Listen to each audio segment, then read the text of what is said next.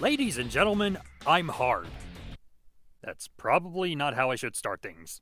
So I got this at Walmart and had issues trying to complete the transaction because of release window reasons, but things eventually worked out at the end. I can't find the standard shadow figure for the life of me, so this was the next best thing in my book.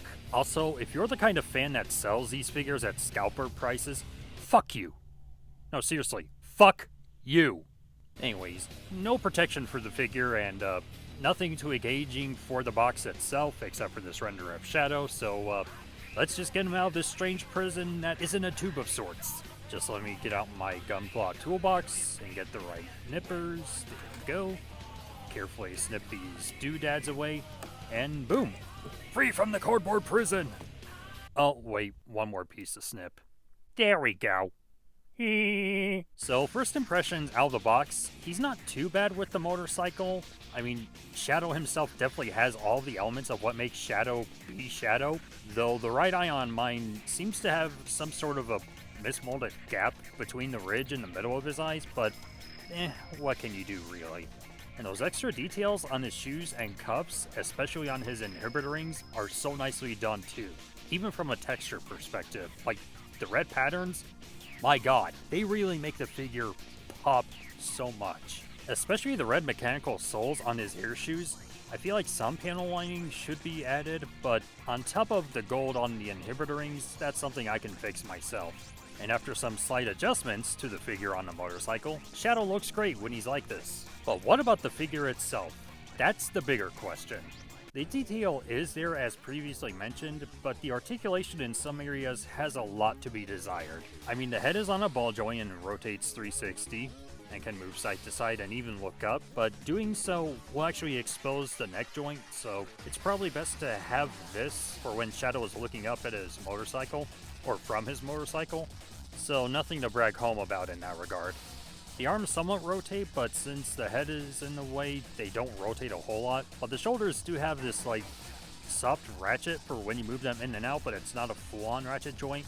And the elbows bend a little over 90 degrees, but there's only a rotation at the bicep itself, which is kind of weird.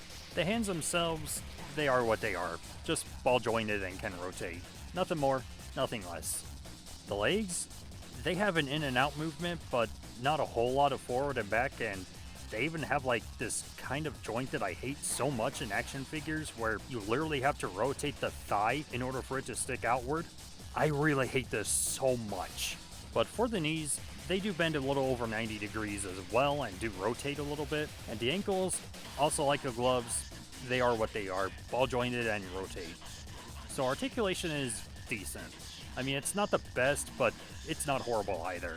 As for the motorcycle itself, that's it. It's a motorcycle. And one that doesn't have a whole lot of detail either. But the biggest downside is it's not even accurate to what we see in the trailer, and will most likely be seen in the movie as well. But even when looking at my poster, in terms of sculpt, this motorcycle right here is a sham. I'm sure there's some licensing reasons as to why they didn't use the actual motorcycle that some have also bought for that extra heft and detail, but holy god! Also on a side note, Decade actually doesn't look too bad on this. In fact, I'd say he actually looks more natural on this, as much as Shadow does.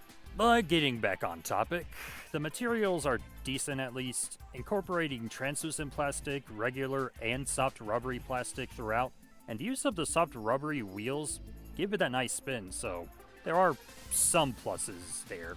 As for rotation, not a whole lot, but that's just how a motorcycle works in general. And before I close this video off, here's a size comparison with some other Shadow figures that I have. Thanks for the recognition, Tito! Overall, it's not the worst set out there, but it's not one I would recommend if you already have the articulated Shadow that I figured earlier.